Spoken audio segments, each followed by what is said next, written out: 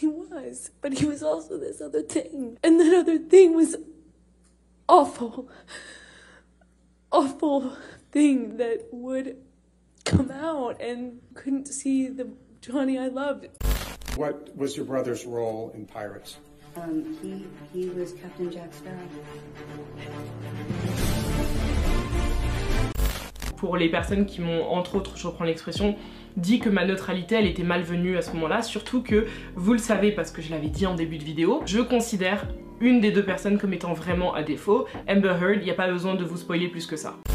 Je m'étais purement et simplement interdit d'en parler. Sur YouTube, mais même sur les réseaux sociaux de manière générale. Et vous pouvez aller vérifier par vous-même. Cependant, lorsque je vous ai demandé quel sujet vous aimeriez voir traiter ce mois-ci, il est revenu extrêmement souvent. Et il est vrai que je n'ai pas beaucoup vu ce que j'ai à dire sur le sujet. En tout cas, dans les semaines précédentes. Surtout que ça tombe bien puisqu'on est dans le mois des célébrités sur la chaîne. Donc ça colle un peu au thème. Mon objectif ne va pas être de défendre Amber Heard ou encore Johnny Depp. D'ailleurs, on va assez peu se concentrer sur le fond même du procès. Et j'expliquerai pourquoi. Évidemment, avant de commencer cette vidéo, je me dois de faire un petit disclaimer. Je vais principalement donner mon avis, ou en tout cas au moins ma vision sur ce procès. Mais c'est tout à fait possible que vous n'ayez pas la même, et que vous ayez même de très bonnes raisons de ne pas avoir la même. Et c'est absolument pas un problème, n'hésitez pas à le dire en commentaire. Comme d'habitude, très régulièrement, je vois beaucoup de gens qui sont pas d'accord avec moi.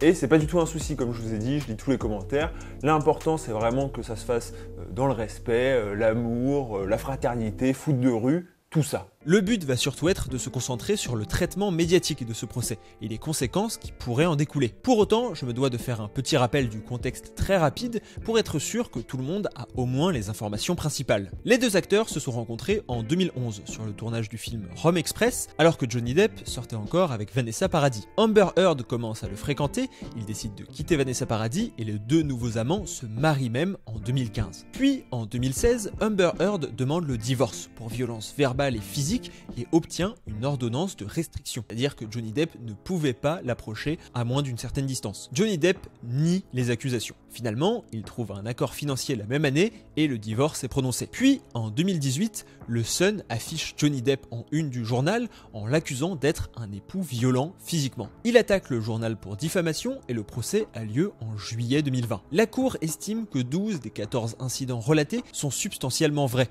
et Depp perd le procès dans un jugement de 128 pages. Peu avant, il a également attaqué son ex-femme pour diffamation, suite à une tribune d'Amber Heard dans le Washington Post où elle évoque des accusations de violence conjugale sans exactement le nommer. Entre-temps, la carrière de Johnny Depp a été plus ou moins mise à l'arrêt. Il se retire de la franchise des Animaux Fantastiques alors qu'il y incarnait l'antagoniste principal et il est aussi renvoyé de la saga Pirates des Caraïbes. A noter que pour la seconde saga, son mauvais comportement sur le tournage aurait aussi beaucoup joué dans cette décision. Il arrive notamment assez éméché apparemment et connaissait pas du tout son texte. De son côté, Amber Heard ne semblait pas plus que ça impacté négativement par l'affaire. Elle a notamment tourné dans 2 films Aquaman entre temps. Pour l'opinion publique, Johnny Depp était coupable et Amber Heard la victime. Mais tout a changé assez rapidement. Les fans de Johnny Depp ont commencé à soulever de gros doutes sur les accusations portées par Amber Heard. Elle s'est notamment fait huer lors de sa venue à la Fashion Week et depuis que le procès a ouvert, ça n'a cessé d'augmenter. Tout est filmé et disponible sur YouTube et certains passages viennent nuancer le discours un premier temps dominant. Johnny Depp affirme avoir été victime de violence, avec des audios à l'appui,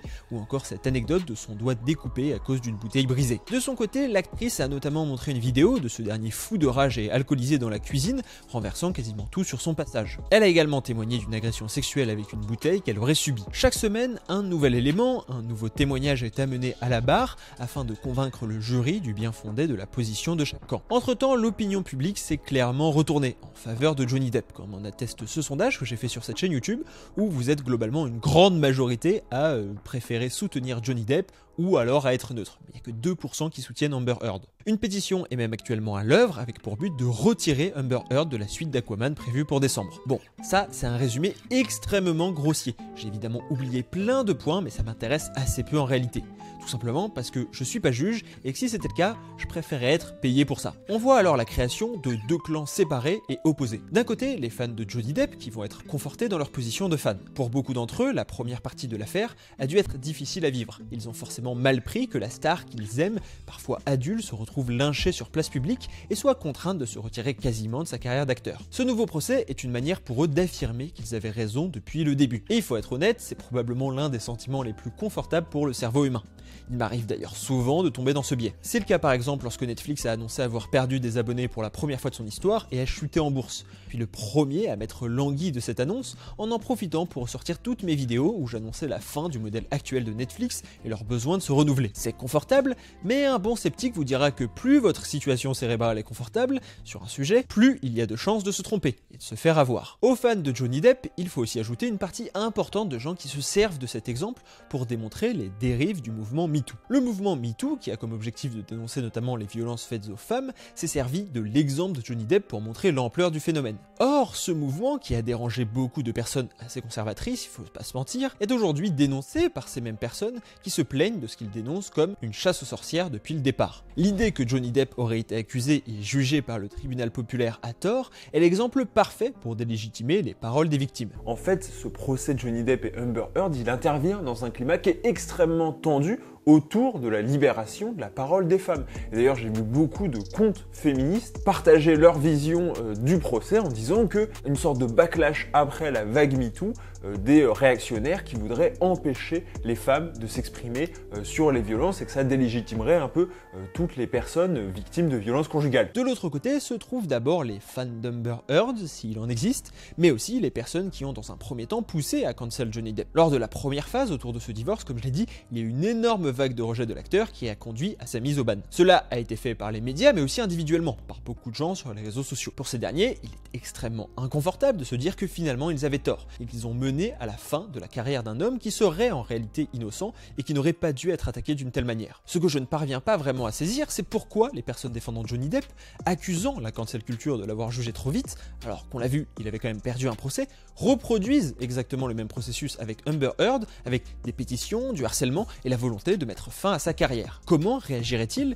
si jamais Johnny Depp perdait finalement ce nouveau procès? Et la même chose pour de l'autre côté ceux qui soutiennent Amber Heard. Ces deux clans, par leur position idéologique ou alors l'engagement pris dans leur position vis-à-vis de ce procès, vont difficilement réussir à changer d'avis, ou même à nuancer leurs propos. Ils sont assez minoritaires en réalité. La plupart des gens sont éloignés de ce procès et de cette histoire. Soit ils sont peu intéressés, peu éduqués sur le sujet, soit ils essayent de rester neutres. Le problème, c'est que cette minorité est extrêmement bruyante, tellement engagée qu'elle va pousser chacun d'entre nous à nous engager en faisant du procès un vrai débat de société. À l'image, toute proportion gardée évidemment, et c'est important, d'une affaire Dreyfus qui avait divisé la société française au tournant du XXe siècle, l'affaire Depp et Heard se fait l'écho de problèmes sociaux ancrés profondément dans notre quotidien. Le procès connaît alors une surmédiatisation sans précédent. Sur Twitter, c'est pas moins de 6 millions de messages sur les 30 derniers jours qui ont été postés à ce propos. Le graphique de Google Trends est sans appel.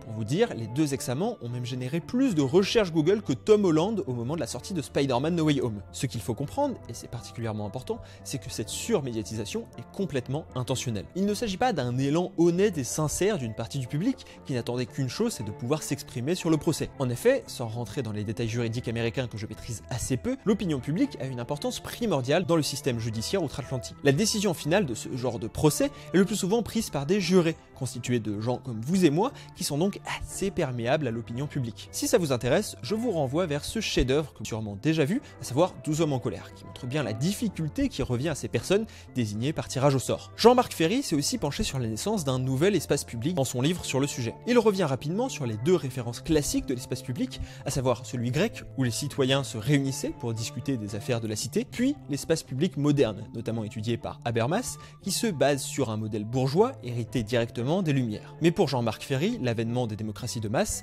a fait passer le règne de la critique et de la dialectique à un règne de l'opinion. Pour lui, l'opinion publique, qui est au centre du procès Amber Heard Johnny Depp, n'est plus une opinion éclairée comme l'avançait Seyès, mais au contraire, la masse segmentée d'avis privés où s'expriment des intérêts divisés, voire conflictuels. L'auteur souligne alors que ce règne de l'opinion signifie que notre espace public politique n'est plus régulé par les principes de l'éthique et du droit, mais plutôt par celui de de l'opinion. Selon lui, ce remplacement du juridique par le médiatique risque de bousculer nos sociétés démocratiques. Mais on y reviendra plus tard. Et ça rejoint évidemment un autre phénomène dont j'ai déjà parlé sur la chaîne, donc je ne vais pas non plus m'étendre dessus, mais c'est évidemment la tyrannie de la majorité de Tocqueville, à savoir le fait qu'on ne peut pas confier les pleins pouvoirs à une même personne, parce que ça serait super dangereux, et je pense que tout le monde en a plus ou moins conscience, mais on ne peut pas non plus confier les pleins pouvoirs à la masse. Parce qu'en fait, le problème ne serait pas résolu par le fait qu'il y ait beaucoup de personnes qui aient ces pleins pouvoirs. Et le problème, c'est que on peut se demander aujourd'hui quelle est la place de l'opinion publique dans la justice. Bref, il est complètement dans l'intérêt des avocats que cette affaire soit médiatisée afin que le public prenne parti pour son client. En plus de ça, le procès est filmé et retransmis en direct sur YouTube, à la vue de tous, avec même un chat. Autant vous dire que je sais d'avance que la proportion de personnes ayant regardé ne serait-ce qu'une session entière pour se faire un avis moins biaisé sur le sujet est extrêmement faible. Et je le conçois tout à fait. Mais de ce fait, on se retrouve avec ces petites séquences découpées, qui vont aller jusqu'à servir de mème ou alors d'argument pour un camp ou pour l'autre. Sauf que ces séquences, et il faut en avoir conscience, sont doublement hors contexte. Elles le sont premièrement au sein de l'extrait en question, car on a souvent le droit à 20 secondes d'une déclaration qui a peut-être duré 15 minutes. Ou encore d'un best-of de 2 minutes d'une session de 4 heures, qui le rend donc hors contexte vis-à-vis du procès lui-même. Les détournements sont légion, à tel point que des gens ont accusé Amber Heard de prendre de la poudre alors qu'elle se mouchait. Et peut-être qu'ils ont raison, mais à quel niveau en est-on venu pour sous-entendre ce genre de choses à partir de si peu? Et c'est vrai qu'on a vu ces dernières semaines un nombre incalculable de contenu sur les réseaux sociaux à propos de cette affaire. Et je parle des mèmes, mais je parle donc aussi des vidéos des youtubeurs qui donnaient leur avis, voire même des débats, je pense par exemple à la dernière émission d'Hugo Décrypte où ils en ont également parlé. Et d'ailleurs merci à tous puisque sur Instagram je vous ai demandé de m'envoyer à chaque fois que vous voyiez passer une vidéo. Le nom des personnes qui m'ont aidé apparaissent actuellement à l'écran et j'aime bien, on a formé une petite équipe d'enquête, donc ça fait plaisir. N'hésitez pas à rejoindre sur l'Instagram si ça vous intéresse. On dialogue énormément ensemble, je vous réponds tout le temps et donc ça m'a beaucoup aidé et ça m'a aidé à me rendre compte à quel point il y avait un nombre de contenus complètement incalculable. La lecture était quand même quasiment toujours la même, à savoir regardez Johnny Depp, il est trop gentil, regardez Johnny Depp, il est trop beau, et regardez le procès, il a dit Captain Jack Sparrow. Bon, je comprends pourquoi ces vidéos fonctionnent, mais je trouve ça dommage, et du coup, je vous encourage, normalement je vous le demande jamais, encore moins en vidéo, à rendre cette vidéo virale. Voilà.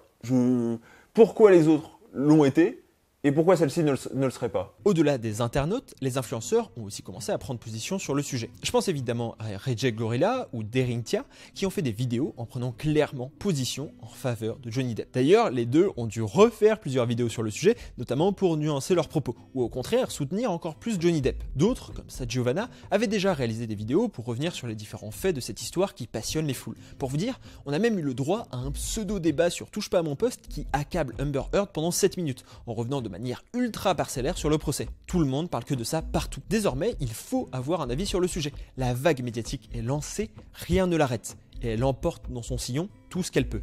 Y compris moi, qui ne voulais pas aborder ce sujet. Donc on l'a vu, le procès entre Amber Heard et Johnny Depp est beaucoup plus complexe que ce que son traitement médiatique laisse sous-entendre. L'épisode des excréments sur le lit semble même relever d'un mauvais épisode de South Park. Qu'on le veuille ou non, il s'agit de sujets graves. Et que vous soyez du côté de Depp ou d'Amber Heard. Ces sujets aussi lourds méritent d'être correctement traités avec respect et mesure. Cela ne signifie pas qu'on ne peut pas en parler sur les réseaux sociaux. Mais donner une telle place à cet événement, quasiment excentrique, est pour moi malsain. Encore plus quand cette affaire de relations toxiques est mémisée par internet. Et en même temps, compliqué d'y faire face. Le soir des attaques à Paris, Jawad était devenu un mème. C'est comme ça qu'Internet fonctionne. Mais finalement, plus personne ne parle du fond, et pour cause, le fond est très difficile à appréhender en réalité. Aujourd'hui, l'entertainment a pris le dessus. Tout doit être un divertissement, un débat, même une blague sur Twitter. Qu'on parle du dernier Marvel sorti au cinéma ou d'une affaire grave de violence conjugale entre deux personnes considérées comme des modèles pour beaucoup jusqu'à présent n'a que peu d'importance. L'extrait est drôle, le tweet est viral. On accueille en rockstar un artiste à son procès. On le filme, on en découpe les highlights sur YouTube comme s'il s'agissait d'un vulgaire late show américain. Le temps médiatique a avalé celui de la justice.